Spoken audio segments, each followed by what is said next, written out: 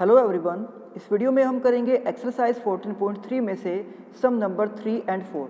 तो यहाँ पर सम नंबर 3 की स्टेटमेंट है, given below are the seats won by different political parties in the polling outcomes of a state assembly elections. जैसे कि आप सभी जानते हो कि किसी भी इलेक्शन में डिफरेंट पार्टीज़ चुनाव लड़ती हैं और हर एक पार्टीज़ को अलग अलग नंबर ऑफ़ सीट्स मिलती हैं। तो यहाँ पर दिया गया है कि किसी स्टेट असेंबली इलेक्शंस का जो रिज़ल्ट आया है, जो आउटकम्स आया है, उसमें किस पॉलिटिकल पार्टीज़ ने कितनी सीट्स जीती हैं, वो इस टेबल में डेटा हमें यहाँ पर दिया गया है। जैसे कि पहली पार्टी ने 75 सीट्स जीती है, दूसरी पार्टी ने 55 सीट्स जीती है, तीसरी पार्टी ने 37 सीट्स जीती हैं और इसी तरह से सभी पार्टीज़ के लिए ये डेटा हमें दिया गया है। अब इसके फर्स्ट पार्ट में हमें यहाँ पर कहा गया है draw a bar graph to represent the polling results, कि एक बार ग्राफ की हेल्प से इस पोलिंग रिजल्ट को, यानी कि इलेक्शन का ये जो रिजल्ट आया है उसको हमें रिप्रेजेंट करना है एक बार ग्राफ पर। सो by taking polling result on x-axis and seats won as y-axis and choosing an appropriate scale, 1 unit equals to 10 seats for y-axis। यानी कि जो पार्टीज़ हैं उनको हम रिप्रेजेंट करेंगे एक्स एक्सिस पर और जो नंबर ऑफ़ सीट्स हैं उनको हम रिप्रेजेंट करेंगे वाई एक्सिस पर, और यहाँ पर 1 यूनिट जो है वो 10 सीट्स को रिप्रेजेंट करेगा। The required graph of the above information can be constructed as follows। तो आप यहाँ पर देख सकते हो कि x एक्सिस पर इक्वल गैप पर कुछ पॉइंट्स मार्क किए गए हैं और यहाँ पर हर एक बॉक्स के अंदर एक पॉलिटिकल पार्टी को रिप्रेजेंट किया गया है। जैसे कि यहाँ पर है A, B, C, D, E and F, और हर एक बॉक्स के बीच में एक एक बॉक्स खाली भी छोड़ दिया गया। जैसे कि फर्स्ट यहाँ पर A है, उसके बाद एक बॉक्स यहाँ पर ब्लैंक छोड़ दिया गया एंड देन पार्टी B को रिप्रेजेंट किया गया है। उसके बाद फिर से एक बॉक्स को ब्लैंक छोड़ दिया गया और फिर C पार्टी को रिप्रेजेंट किया गया है, और इसी तरह से एक एक बॉक्स के गैप के साथ उन सभी पॉलिटिकल पार्टी को एक्स एक्सिस पर रिप्रेजेंट कर दिया गया। और यहाँ पर वाई एक्सिस पर रिप्रेजेंट किया जा रहा है नंबर ऑफ सीट्स को हर एक यूनिट में 10 सीट्स को रिप्रेजेंट करके। जैसे कि सबसे पहले है 0, फिर 10, 20, 30, 40, 50 and up to so on. तो जैसे कि आप यहाँ पर देख सकते हो कि जो पॉलिटिकल पार्टी A है उसने टोटल 75 सीट्स जीती हैं, और हम यहाँ पर ग्राफ में देख सकते हैं कि 75 हमें 70 एंड 80 के बीच में मिल जाएगा। तो इनके बिल्कुल बीच में जो 75 है वहाँ तक ही हम इस बार की हाइट को ड्रॉ करेंगे इस तरह से। एंड देन इसके बाद जो सेकंड पॉलिटिकल पार्टी है B, उसने टोटल 55 सीट्स जीती हैं और 55 हमें मिल जाएगा 50 एंड 60 के बिल्कुल बीच में। तो इनके बीच के का जो नंबर है 55, वहाँ तक हम उस B वाले बार को ड्रॉ करेंगे। इसी तरह से जो पॉलिटिकल पार्टी C है उसने टोटल 37 सीट्स जीती हैं, और अब इसके लिए जो 37 है वो हमें मिलेगा 30 एंड 40 के बीच में। तो क्योंकि यहाँ पर हर एक बॉक्स में 10 सीट्स को रिप्रेजेंट किया जा रहा है, और जैसे कि आप सभी जानते हो कि ग्राफ के पेज में हर एक बॉक्स के बीच में 10 लाइंस होती हैं, यानी कि 30 से 7 लाइंस ऊपर हम इस C की हाइट को ड्रॉ कर देंगे और यही उस 37 को रिप्रेजेंट करेगा। फिर इसके बाद है 29। तो 29 हमें मिल जाएगा 20 और 30 के बीच में। तो 30 से ठीक एक लाइन नीचे हम 29 को रिप्रेजेंट कर सकते हैं और वहीं पर इस बार की हाइट को ड्रॉ किया जाएगा। देन इसके बाद है जो पॉलिटिकल पार्टी E है उसने टोटल 10 सीट्स जीती हैं, यानी कि 10 के ही सामने हम इस E की हाइट को यहाँ पर इतना ड्रॉ कर सकते हैं। उसके बाद F ने टोटल 37 सीट्स जीती हैं और 37 के लिए फिर से हम यहाँ पर 30 और 40 के बीच में हम इसकी हाइट को ड्रॉ करेंगे 30 से 7 लाइंस ऊपर। और इसमें आगे ये भी कहा गया था विच political party won the maximum number of seats, कि किस पॉलिटिकल पार्टी ने सबसे ज़्यादा नंबर ऑफ सीट्स जीती हैं। तो आप यहाँ पर इस टेबल से भी देख सकते हो कि जो पॉलिटिकल पार्टी A है उसने सबसे ज़्यादा यानी कि 75 सीट्स जीती हैं, या फिर आप ये बार ग्राफ से भी देख सकते हो कि जो A का बार है उसकी हाइट सबसे ज़्यादा है, यानी कि पॉलिटिकल पार्टी A ने सबसे ज़्यादा सीट्स जीती हैं। इसके बाद sum number 4, the length of 40 leaves of a plant are measured correct to 1 millimeter and the data obtained is represented in the following table। कि किसी प्लांट की 40 लीव्स यानी कि जो किसी पौधे की 40 पत्तियां हैं उनकी लेंथ को मेज़र किया गया मिलीमीटर में, और वहाँ से जो डेटा हमने ऑब्टेन किया है उसको एक टेबल में रिप्रेजेंट कर दिया गया।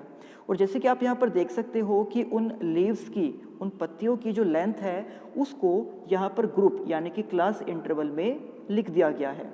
जैसे कि सबसे पहले क्लास इंटरवल है 118 से 126, फिर हमारा क्लास इंटरवल है 127 से 135, फिर क्लास इंटरवल है 136 से 144 and up to so on.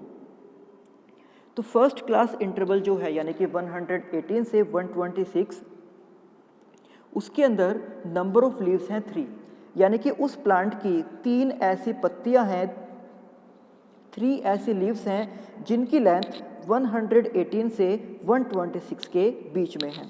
फिर इसी तरह से उसी प्लांट की 5 ऐसी लीव्स हैं जिनकी लेंथ 127 से 135 के बीच में है। और आगे हमें इसमें कहा गया है draw a histogram to represent the given data.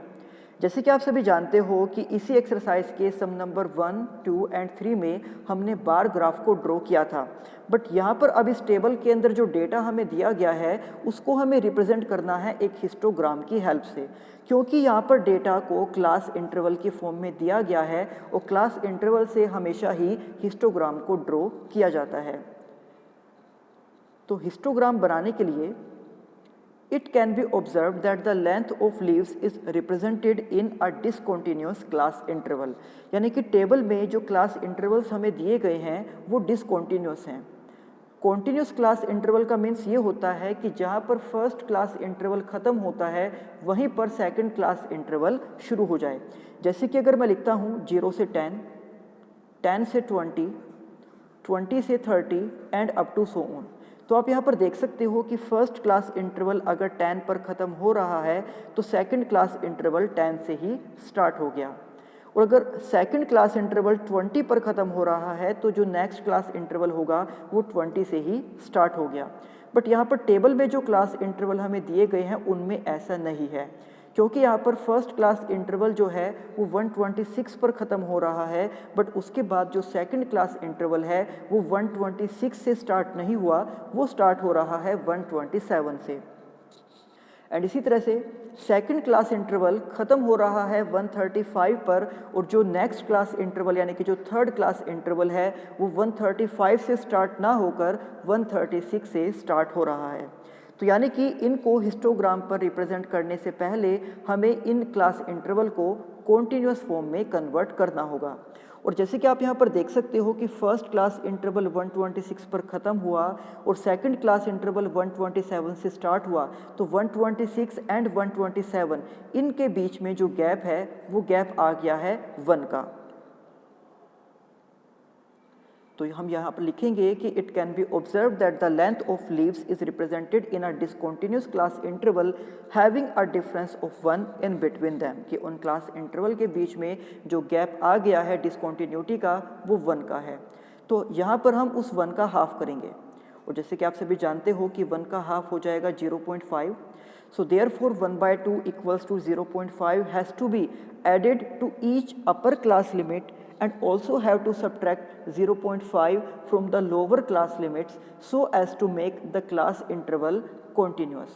यानी कि इन सभी क्लास इंटरवल्स को कॉन्टिन्यूस बनाने के लिए जो 1 का हाफ यानी कि जो 0.5 है उस 0.5 को हम इन सभी क्लास इंटरवल की अपर लिमिट में ऐड करेंगे,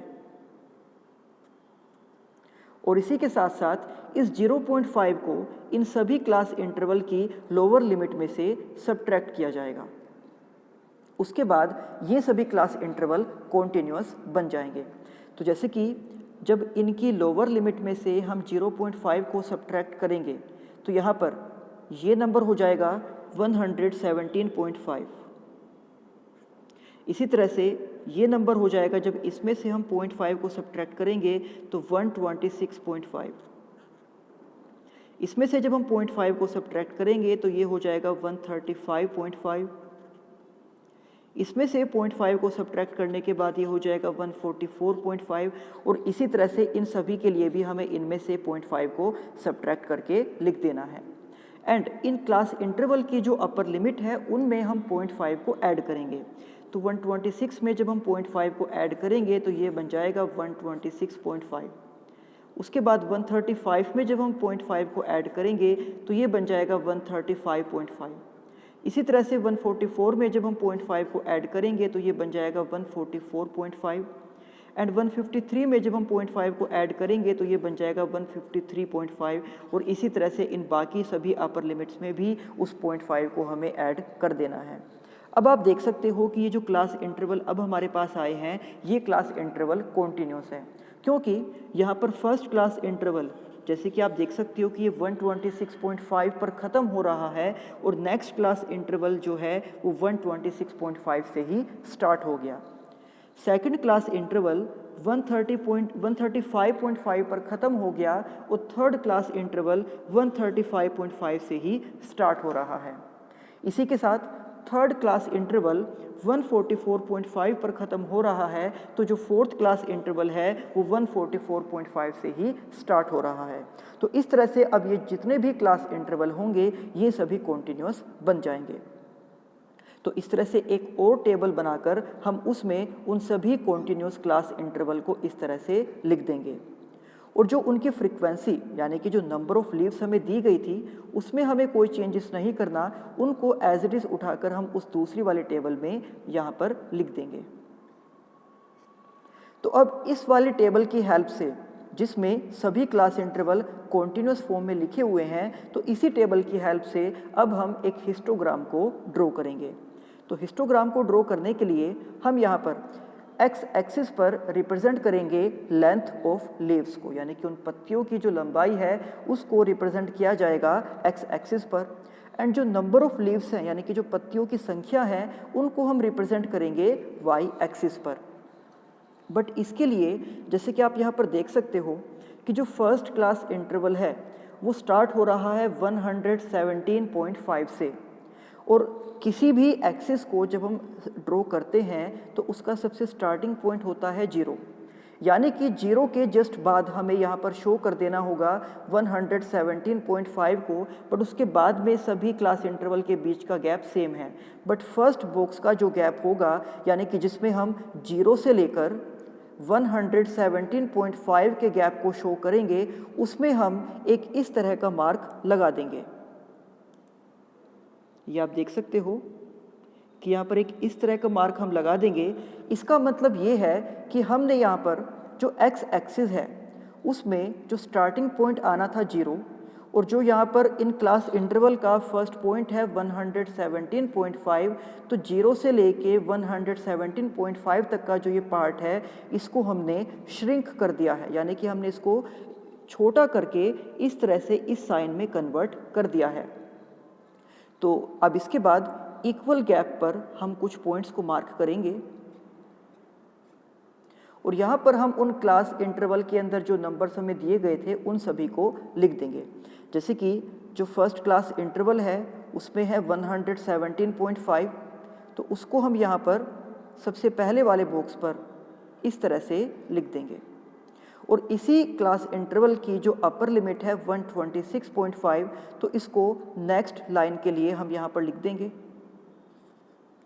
उसके बाद जो सेकंड क्लास इंटरवल है वो स्टार्ट हो रहा है 126.5 से, बट 126.5 को पहले से ही एक्स एक्सिस पर हम मार्क कर चुके हैं, तो इसलिए अब 126.5 के बाद हमें मार्क करना होगा 135.5 को इस तरह से। तो इसके बाद हम वहाँ पर मार्क करेंगे 144.5, देन 153.5, 162.5, 171.5 एंड 180.5। आप यहाँ पर देख सकते हो। और यहाँ पर जो बार्स या फिर जो रेक्टेंगल्स हम बनाएंगे उनके बीच में हमें कोई भी गैप नहीं रखना है, क्योंकि ये एक हिस्टोग्राम है और हिस्टोग्राम में जो बार्स या जो रेक्टेंगल बनाए जाते हैं वो एक दूसरे से अटैच्ड होते हैं। क्योंकि आप यहाँ पर क्लास इंटरवल में ही देख सकते हो कि फर्स्ट क्लास इंटरवल जहाँ पर ख़त्म हो रहा है वहीं से नेक्स्ट क्लास इंटरवल स्टार्ट हो गया, तो इसलिए उनके बीच में कोई भी गैप नहीं आएगा और सभी बार्स एक दूसरे से अटैच्ड ही रहेंगे। अब इसके बाद यहाँ पर जो बार्स या फिर जो रेक्टेंगल्स हम ड्रॉ करेंगे उनकी हाइट को इसके अकॉर्डिंग हम ड्रॉ करेंगे। तो जैसे कि आप देख सकते हो कि फर्स्ट क्लास इंटरवल में जो फ्रीक्वेंसी दी गई है यानी कि जो नंबर ऑफ लीव्स यहाँ पर है वो है 3। तो वाई एक्सिस पर हम नंबर ऑफ लीव्स को रिप्रेजेंट करेंगे 2 नंबर के गैप के साथ, तो 2, इसके बाद यहाँ पर आ जाएगा 4, 6, 8, 10, 12 एंड 14। तो पहले क्लास इंटरवल के अंदर हमें कहा गया है कि वहाँ पर नंबर ऑफ लीव्स जो हैं वो 3 हैं और 3 हमें मिल जाएगा 2 एंड 4 के बिल्कुल बीच में। तो वहीं तक हम उस फर्स्ट क्लास इंटरवल का जो बार है उसकी हाइट को ड्रॉ करेंगे। इसके बाद नेक्स्ट क्लास इंटरवल की फ्रीक्वेंसी है 5 और 5 हमें मिल जाएगा 4 एंड 6 के बिल्कुल बीच में, तो इन्हीं के बीच में हम उसकी हाइट को इस तरह से ड्रॉ करेंगे। और बाकी सभी क्लास इंटरवल्स के लिए भी जो बार्स हम ड्रॉ करेंगे उनको इन नंबर्स की हेल्प से ही हम ड्रॉ कर सकते हैं। जैसे थर्ड क्लास इंटरवल के लिए जो है वो 9 और 9 हमें मिल जाएगा 8 और 10 के बीच में। इसी तरह से नेक्स्ट है हमारे पास 12, तो यहाँ 12 के ठीक सामने तक ही हम उसकी हाइट को ड्रॉ करेंगे। फिर हमारे पास है 5 और ये 5 हमें मिल जाएगा 4 एंड 6 के बीच में, तो वहाँ तक हम उसकी हाइट को ड्रॉ करेंगे। इसके बाद है 4, तो 4 के सामने ही उसकी हाइट को ड्रॉ करेंगे। एंड देन सबसे लास्ट क्लास इंटरवल में है 2, तो 2 के सामने तक ही हम उसकी हाइट को इस तरह से ड्रॉ करेंगे। अब इसके बाद इसी सम में आगे कहा गया था is there any other suitable graphical representation for the same data, क्या इसी डेटा को किसी और ग्राफिकल रिप्रेजेंटेशन से हम ड्रॉ कर सकते थे। तो यहाँ पर कहा गया है other suitable graphical representation of this data is frequency polygon. तो आपको मैंने बताया था एक वीडियो में कि जो क्लास इंटरवल हमें जिस टेबल में दिए जाते हैं हम उनसे हिस्टोग्राम भी ड्रॉ कर सकते हैं और हम उनसे फ्रीक्वेंसी पॉलीगॉन को भी ड्रॉ कर सकते हैं। फिर इसमें थर्ड पार्ट में पूछा गया है is it correct to conclude that the maximum number of leaves are 153 millimetre long, कि क्या हम ये कंक्लूड कर सकते हैं, क्या हम ये ऑब्जर्व कर सकते हैं कि जो सबसे ज़्यादा नंबर ऑफ लीव्स हैं उनकी लेंथ 153 मिलीमीटर है। तो इसके आंसर में हम लिखेंगे no, as maximum number of leaves that is 12 has their length in between 144.5 से 153.5 millimeter, so it is not necessary that all have their length as 153 millimeter। तो जैसे कि आप यहाँ पर टेबल में देख सकते हो कि मैक्सिमम नंबर ऑफ लीव्स जो हैं वो इस क्लास इंटरवल के लिए हमें दी गई हैं और वो है 12। बट यहाँ पर हम ये कंफर्म नहीं कह सकते कि उन सभी लीव्स की जो लेंथ होगी वो 153 मिलीमीटर ही होगी, तो इसलिए ये कंक्लूड कर पाना यहाँ पर नहीं है, इजी नहीं है। तो ये थे एक्सरसाइज 14.3 के सम नंबर 3 एंड 4। अब इसी एक्सरसाइज के बाकी सम हम करेंगे नेक्स्ट वीडियो में, तब तक आप इन सम की अच्छे से प्रैक्टिस करना। तो मिलते हैं आपसे नेक्स्ट वीडियो में। Thank you.